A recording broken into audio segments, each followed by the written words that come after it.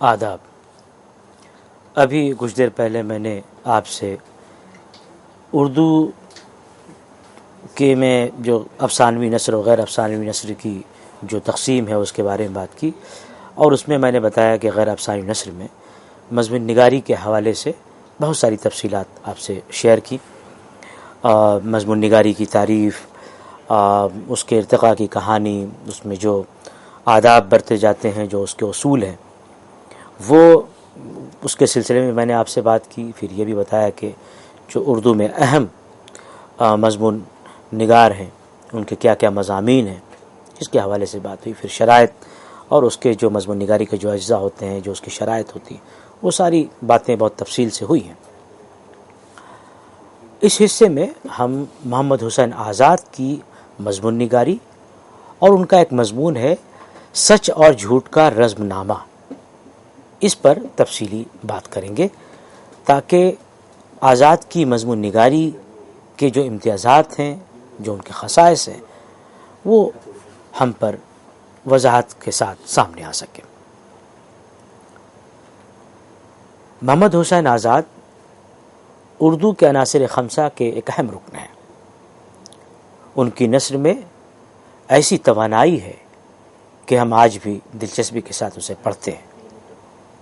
آب حیات کا مطالعہ کریں یا پھر نیرنگ خیال پڑھ لیں یا ان کی کوئی دوسری تحریر پڑھ لیں، مطالعہ کرتے ہوئے قاری پر ایک کیفیت طاری ہو جاتی ہے۔ شاید اسی بات کی ترجمانی، بہترین ترجمانی کرتے ہوئے شبلی نے کہا تھا کہ آزاد ہانکتے ہیں تو بھی وہی معلوم ہوتی ہے۔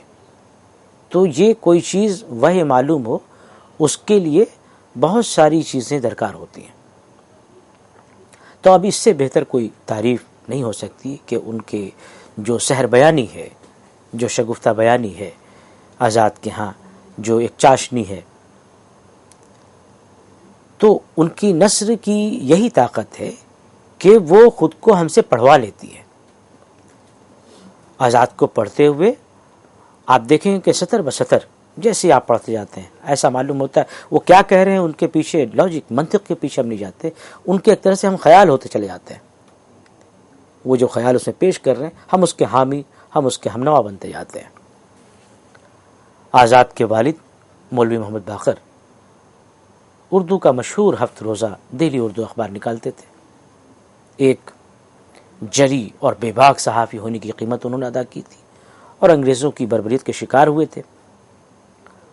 آزاد 1857 کے ہنگامے سے سخت پریشان ہوئے، اہل خاندان کو لے کر سونی پت میں چھوڑ دیا اور تلاش معاش کے لیے خود نکل پڑے۔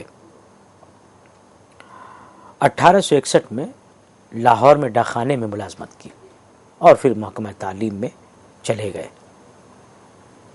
لیکن جب عارضی طور پر گورنمنٹ کالج لاہور میں 70 روپے ماہانہ پر عربی کے استاد کی حیثیت سے ان کا تقرر ہوا، تب ہم دیکھتے ہیں کہ معاشی لحاظ سے وہ فارغ البال ہوئے۔ بعد میں وہیں 150 روپے پر مستقل کر دیے گئے۔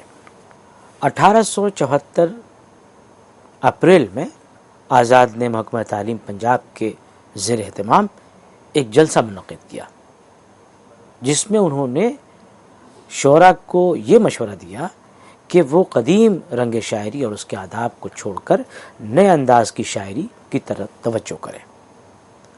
تو اب آزاد کی ایک بڑی عطا جو اردو کے حوالے سے ہے، اردو شاعری کے حوالے سے خاص طور سے، وہ یہ کہ وہاں پر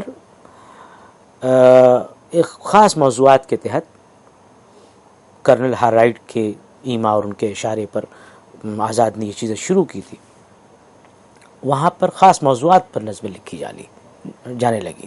خود آزاد نے اپنے ایک مثنوی رات کے بیان میں وہاں پڑھی، رات کے بیان میں وہ لکھ کر کے پڑھی۔ تو یہاں پر خاص بات یہ تھی کہ مصر طرح جو اس زمانے میں رائج تھا کہ مشاعروں کا ایک چلن تھا، تو اب اس زمانے میں ایک نئی چیز انہوں نے داخل کی کہ نظم کا موضوع پہلے بتا دیا جاتا اور شعراء اس موضوع پر نظمیں لکھ کر کے لاتے تھے اور پھر وہاں سناتے تھے۔ حالی بھی شریک ہوئے تھے 4 مشاعروں میں، اور اہم نظمیں انہوں نے اس میں لکھی تھی۔ برقاروت حب وطن، مناظرہ رحم و انصاف، یہ ساری بہت اہم نظمیں ان کی وہاں پر ملتی ہیں۔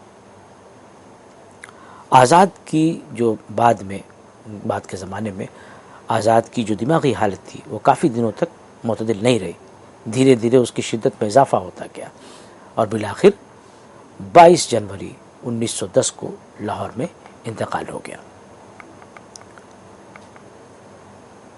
نیرنگ خیال آزاد کی وہ تصنیف ہے جس میں انگریزی سے ترجمہ کیے گئے مضامین شامل ہیں۔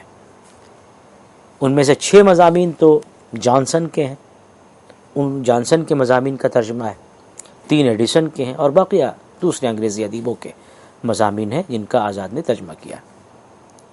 تاہم یہ ترجمہ محض ترجمہ نہیں ہے، بلکہ ان ترجموں میں آپ دیکھیں گے کہ تخلیقیت کی شان نظر آتی ہے۔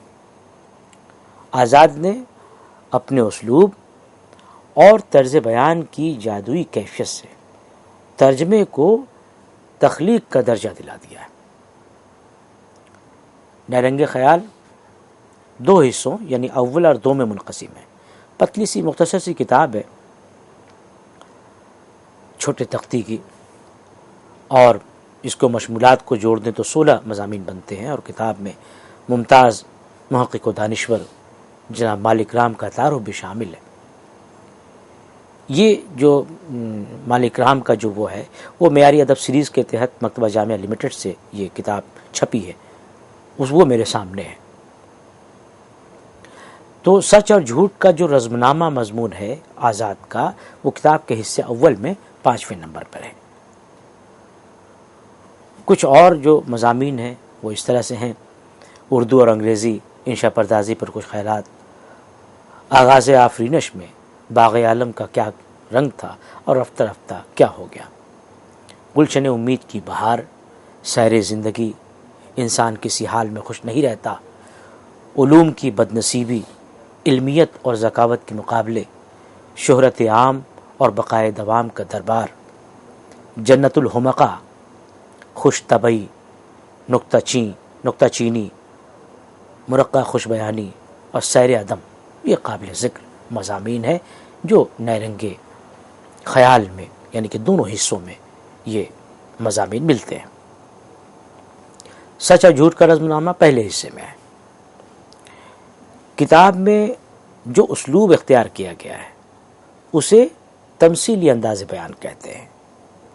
دنیا کی مختلف زبانوں کے قدیم ادب میں تمثیل کی صنف کافی مقبول رہی ہے۔ تمثیل کی تعریف بیان کرتے ہوئے سلیم شہزاد نے اپنی کتاب فرہنگ ادبیات میں لکھا ہے کہ تمثیل یعنی کہ ایلوگری دوہری معنویت کی حامل نظم یا کہانی جس میں اخلاقی اصلاح کے نقطہ نظر سے مجرد تصورات کو مجسم کر کے کرداروں کے طور پر پیش کیا جاتا ہے، یعنی نیکی، بدی، حرص، حسد، عشق، غلامی، عیاری، جرت اور بزدلی وغیرہ تمثیل کے کردار ہوتے ہیں جن کا تعامل عام انسانی کرداروں جیسا ہی ہوتا ہے۔ پنچ تنتر، انوار سہیلی، بدھ جاتک کی کہانیاں، سبرس اور مختلف ادب پارے جن میں قرآنی تعلیمات سے، مذہبی اساتید سے، مذہبی علائم سے روشنی حاصل کر کے وہاں پر چیزیں برتی گئی ہیں۔ ہمارے زمانے میں انتظار حسین کی مثال سامنے کی ہے جس میں انہوں نے تمثیل سے بہت فائدہ اٹھایا ہے۔ تو اس کا مقصد پند و نصیحت ہوتا تھا، یعنی یہ جو رنگ بیان ہے، طرز بیان ہے جس میں اسلوب ہے، یہ تمثیل کا جس میں اختیار کیا جاتا ہے، اس کا جو مقصد ہے وہ پند و نصیحت ہے۔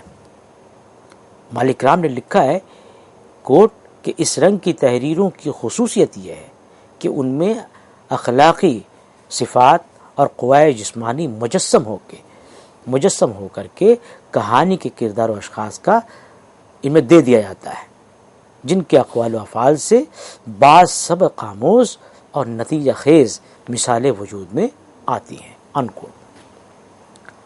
تو اب دیکھیے کہ ایک طرف یہ ہوا کہ یہ مضامین بجائے خود اعلیٰ ذہنوں کے، جیسے کہ بہترین ذہن جیسے جانسن اور ایڈیسن جیسے اعلیٰ فکر اور ذہن کے ذہنی مصنفین کی ذہنی و فکری کاوشوں کا نتیجہ ہے، اس پر ترا یہ کہ آزاد نے اپنی ذہانت سے اور سحر بیانی سے اسے چیزیں دیگر بنا دیا ہے۔ آج آزاد کے جس مضمون کے حوالے سے گفتگو ہم کرنے والے ہیں وہ ہے سچ اور جھوٹ کا رزم نامہ۔ یہ مضمون 7 صفحات پر مشتمل ہے، جس کتاب کا ابھی میں نے حوالہ دیا، مکتبہ جامعہ سے جو کتاب چھپی ہوئی ہے، معیاری ادب سیریز کے تحت چھوٹی تختی کی کتاب ہے، اور اس میں 7 صفحات پر یہ مضمون مشتمل ہے۔ لیکن چونکہ 7 صفحات بہت زیادہ ہوتے ہیں، اب ان 7 صفحات کو پیش کرنا اس میں بہت زیادہ وقت لگے گا، اس لیے اس پورے مضمون کا ایک طرح سے خلاصہ یہاں بیان کرنا میں سمجھتا ہوں کہ یہ مناسب ہے، اور آپ کے لیے بھی بہتر ہے کہ اس سے آپ ذہن نشی کر سکیں۔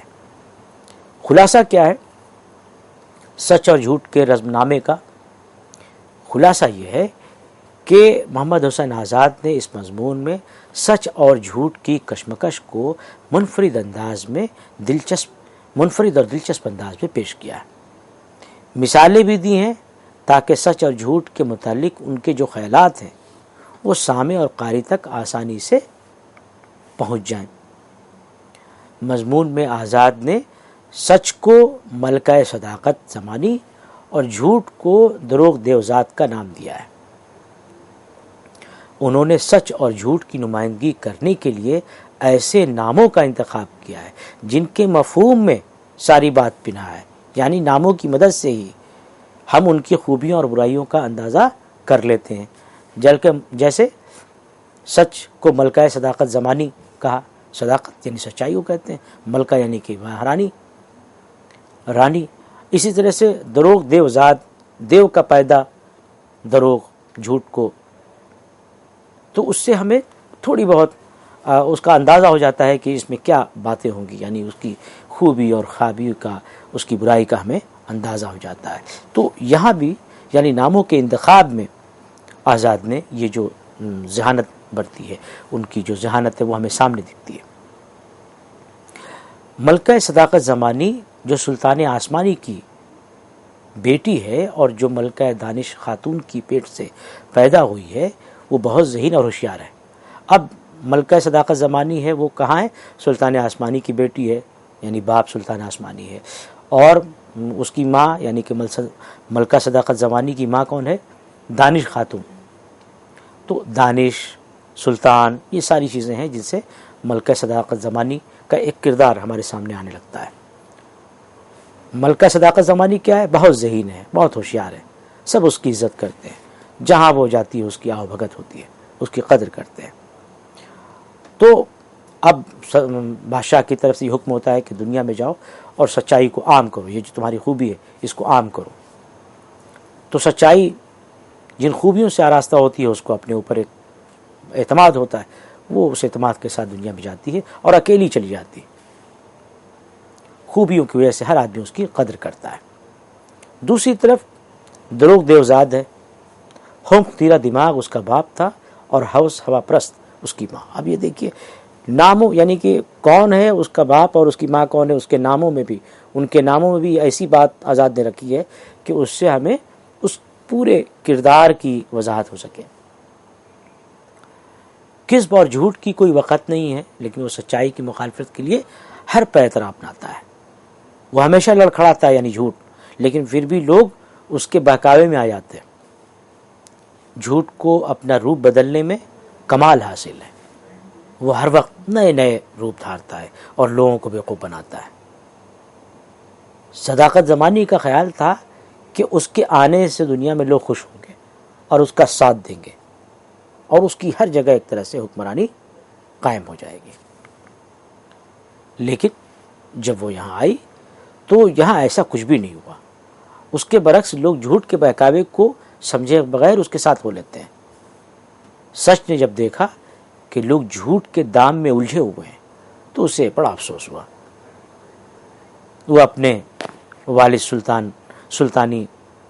سلطان آسمانی کو بذریعہ خط یہ پیغام بھجواتی ہے کہ وہ اسے واپس بلا لیں، کیونکہ لوگ جھوٹ اور برائیوں میں پھنسے ہوئے ہیں، کوئی اس کا ساتھ نہیں دے رہا ہے۔ ملکہ صداقت زمانی کے والد اسے سمجھاتے ہیں کہ سچ کا دنیا میں رہنا کتنا ضروری ہے، ورنہ ہر طرف تاریکی ہی تاریکی ہو جائے گی اور اس دنیا کے لیے کوئی روشنی کا سامان نہیں ہوگا۔ وہاں اوپر جب یہ خط جاتا ہے تو وہاں پر کمیٹی سامنے آتی ہے۔ آزاد کا اب یہ تخیل دیکھیے کہ کس طرح سے باتوں کو وہ بنتے ہیں۔ تو کمیٹی کے سامنے یہ بات آئی اور اس بات سے پردہ اٹھتا ہے کہ اصل بات یہ ہے کہ سچی بات کڑوی ہوتی ہے اور کبھی کبھی لوگوں کو سچ کی وجہ سے نقصان اٹھانا پڑتا ہے، خسارہ جھیلنا پڑتا ہے۔ اس لیے ایسے میں یہی مناسب ہے کہ سچ کو اعتدال کا راستہ چننا چاہیے۔ اس لیے کمیٹی اور جو انجمن ہوتی ہے وہ ان لوگوں نے اصلاح کر کے سچ کے لیے بھی ایک ڈھیلا ڈھالا ایسا ہی لباس تیار کروا دیا جیسا کہ جھوٹ پہنتا تھا۔ اب کیا تھا؟ صداقت جس محفل میں جاتی ادھر اس کا خیر مقدم ہوتا۔ اس طرح آزاد نے سچ اور جھوٹ کے درمیان کی جو کشمکش ہے اور معرکہ آرائی ہے اس کو کرداروں کی شکل میں پیش کیا ہے اور اس کی مدد سے سچ کی اہمیت اور جھوٹ کا اصلی چہرہ دکھانے کی کامیاب کوشش کی ہے تاکہ عوام جھوٹ کے مکر و فریب کو سمجھ سکیں اور خود کو اس سے محفوظ رکھ کر اپنی زندگیوں کو کامیاب بنا سکیں۔ مضمون میں سچ اور جھوٹ کے علاوہ کئی چیزوں کا بیان ہوا ہے جس سے کہ سچ اور جھوٹ کے رزمنامہ کو سمجھنے میں مدد ملتی ہے۔ جیسے خوشامد کا ذکر ہے کہ ہم میں سے ہر شخص اس کا بھوکا ہے۔ ڈرپوک بیچارہ ڈر کا مارا خوشامد کرتا ہے۔ تابعدار امید کا بھوکا آقا کو خوش کر کے پیٹ بھرتا ہے۔ دوست محبت کا بندہ ہے، دوست کے دل میں اسی سے گھر کرتا ہے۔ ایک جگہ صاف اور بیٹوک انداز میں آزاد نتیجہ اخذ کرتے ہوئے کہتے ہیں کہ اصل یہ ہے کہ حیث انسان کو حقیقت اور واقعیت سے کچھ غرض نہیں، جس چیز کو جی نہیں چاہتا اس کو جاننا نہیں چاہتے، جو بات سمجھ میں نہیں آتی اس کا ذکر بھی نہیں سنتے، کان سے سنتے ہیں اس کان سے نکال دیتے ہیں۔ محمد حسین آزاد کی حیثیت کئی اعتبار سے ہمارے لیے بہت اہم ہے۔ انہوں نے نظمیں بھی لکھی ہیں اور جدید نظم کے تو وہ بانی میں ہی شمار ہوتے ہیں، لیکن یہ بات بھی درست ہے کہ آب حیات اور مختلف مضامین پر مشتمل ان کی کتاب نرنگ خیال نے ان کی شہرت و مقبولیت میں اہم کردار ادا کیا ہے۔ نرنگ خیال کی اشاعت سے اردو میں ایک نئے دور کا آغاز ہوتا ہے۔ آزاد کا جادوئی اسلوب اس کتاب میں نمایاں طور پر سامنے آتا ہے۔ اس کتاب سے کوئی مضمون پڑھ لیں، جس کتاب کا بھی ذکر ہوا نرنگ خیال، آپ کو ایک تازگی اور اسلوب کی سطح پر ایک ندرت کا احساس ہوگا۔ منظر کو پیش کرنے کی ان کی صلاحیت خداداد تھی۔ کسی منظر کو جب وہ بیان کرتے ہیں تو ہمیں وہ منظر متحرک نظر آتا ہے۔ منظر کے ساتھ ساتھ مرقع کشی میں بھی وہ اپنا جواب نہیں رکھتے۔ ان کے ہاں ظرافت بھی ہے جس کا وہ گاہے بگاہے اظہار کرتے ہیں۔ اسی طرح سے ان کے اسلوب کی ایک اہم خصوصیت روزمرہ محاورہ، کہاوتوں اور ضرب الامثال کا برتاؤ ہے۔ وہ گاہے بگاہے ان سے استفادہ کرتے ہیں اور موتی کی طرح اپنی تحریروں میں سجاتے چلے جاتے ہیں۔ اس کے علاوہ جملوں کی ترکیب، الفاظ کی نشست و برخاست اور موزونیت کا اتنا خیال رکھتے ہیں کہ ان کی نثر پڑھتے ہوئے نغمگی کا احساس ہوتا ہے۔ ان کی تحریر کی ایک بہت بڑی خصوصیت وہ ہے تجسیم کاری کی، یعنی کہ پرسونیفیکیشن کی۔ اس میں کیا ہوتا ہے کہ شاعر یا مصنف مجرد افکار و خیالات اور احساسات کو ٹھوس مادے کی شکل میں پیش کرتا ہے۔ یہ اسلوب کی ایک بڑی خوبی اور اس کا وصف ہے جس میں آزاد کو ید طولہ حاصل ہے، کمال حاصل ہے۔ انہوں نے صرف نثر میں نہیں بلکہ شاعری میں بھی تجسیم کاری کو برتا ہے۔ آزاد کی اصل میں یہی خوبی تھی جس کی وجہ سے شبلی نے یہ بات کہی تھی کہ آزاد گپ بھی ہانکتے ہیں تو وہی معلوم ہوتی ہے، کیونکہ اس میں شگفتگی ہے، ایک سحر ہے، اس میں ایک جادوئی کیفیت ہے، وہ اپنی طرف کھینچتی ہے۔ یہ جو تجسیم کی کیفیت ہے بالکل وہ آمنے سامنے کی چیز لگتی ہے، وہ سامنے کی چیز لگتی ہے۔ اسی مضمون میں وہ دیکھیے کہ دو غیر مرئی اور غیر محسوس چیزوں کو، یعنی کہ سچ اور جھوٹ، جس کو ہم محسوس نہیں کر سکتے، یہ غیر مرئی چیزیں ہیں، اس کو چھو نہیں سکتے، ان کو سچ اور جھوٹ کو انہوں نے تجسیم کاری کی مدد سے ہمارے سامنے مجسم کھڑا کر دیا، اور ایسا معلوم ہوتا ہے کہ گوشت پوشت کے دو کردار جو واقعتاً ایک دوسرے سے نبرد آزما ہیں وہ ہمارے سامنے اپنی باتیں رکھ رہے ہیں اور ایک طرح سے وہ چیزوں کو پیش کر رہے ہیں۔ تو تشبیہات و استعارات بھی ایسی استعمال کی ہیں جن میں تازگی پائی جاتی ہے۔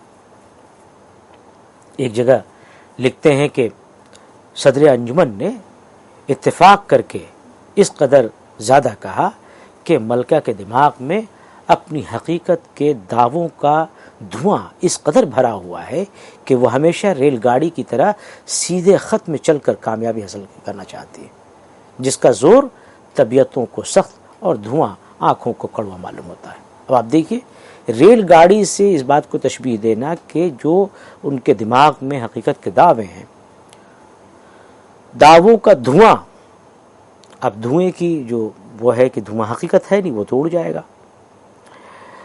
اب یہ جو اقتباس ہے اس میں پیش کیا، اس میں بہت ساری چیزیں ہیں ایک ہی ساتھ، لیکن صرف تشبیہ کو آپ نظر میں رکھیں کہ ریل گاڑی کی طرح ریل گاڑی سیدھی جا رہی ہے، تو اسی طرح سے وہ ملکہ صداقت زمانی کو ایسا محسوس ہوتا ہے کہ ان کی بات تو بالکل صحیح ہے، تو لوگ اس کو ویسے ہی منوان مان لیں گے، لیکن ایسا ہوتا نہیں ہے۔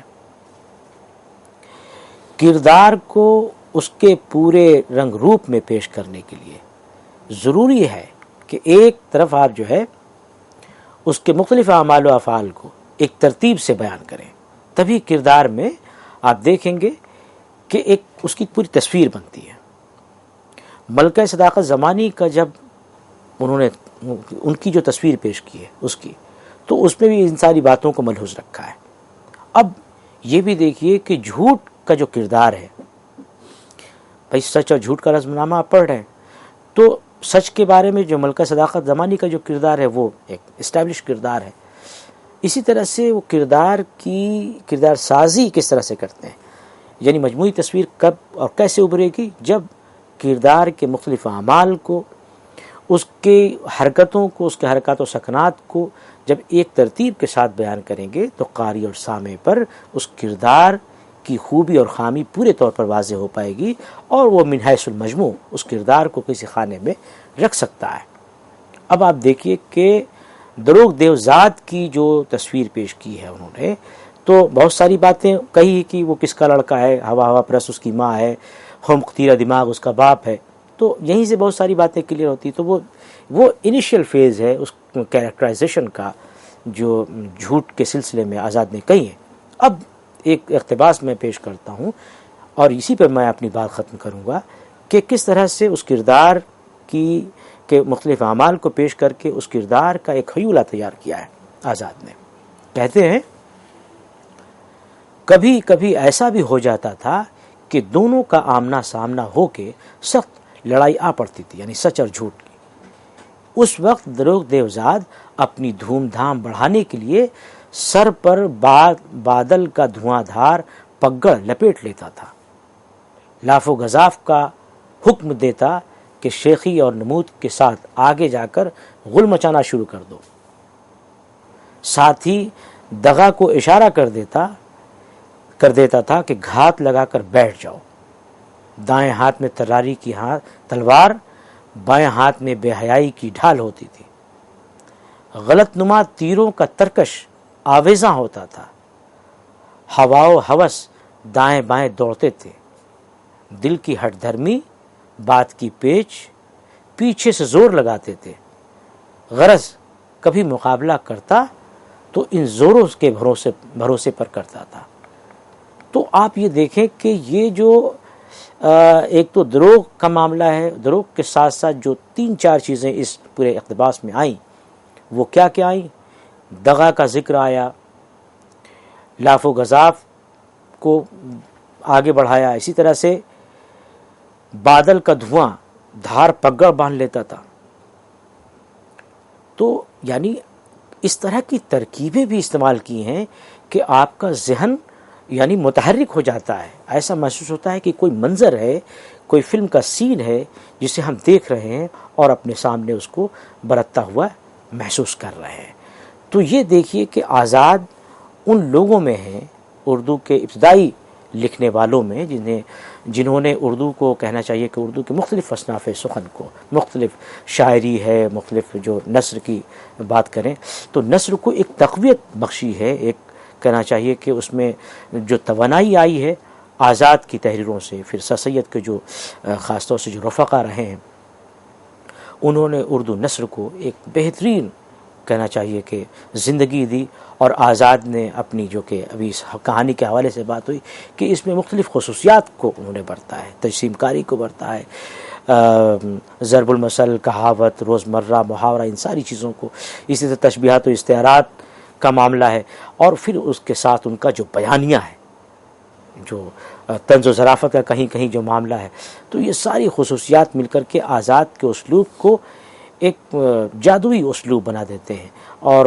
اس سے ہمیں اسے پڑھ کر کے ہمیں بالکل شبلی کی وہ بات بالکل صحیح معلوم ہوتی ہے کہ وہ گپ بھی ہانک دیتے ہیں تو ہمیں وہی معلوم ہوتی ہے، لیکن ظاہر ہے کہ یہاں پر جس طرح سے، جس خوبی سے انہوں نے تمثیلی انداز میں سچ اور جھوٹ کا جو ان دونوں کی جو کشمکش ہے وہ پیش کی ہے، وہ خاصی کی چیز ہے، اور وہ پڑھنے سے تعلق رکھتی ہے۔ جب آپ اس پڑھیں گے تو اور بھی آپ کو اس میں لطف آئے گا، کیونکہ خلاصے سے وہ بات پوری نہیں ہوتی، جو پورا ٹیکسٹ، جب پورا متن آپ کے سامنے ہوگا تو اور بھی آپ کو اس میں لطف آئے گا۔ مجھے امید ہے کہ آج کا یہ لیکچر آپ کو پسند آیا ہوگا۔ بہت بہت شکریہ۔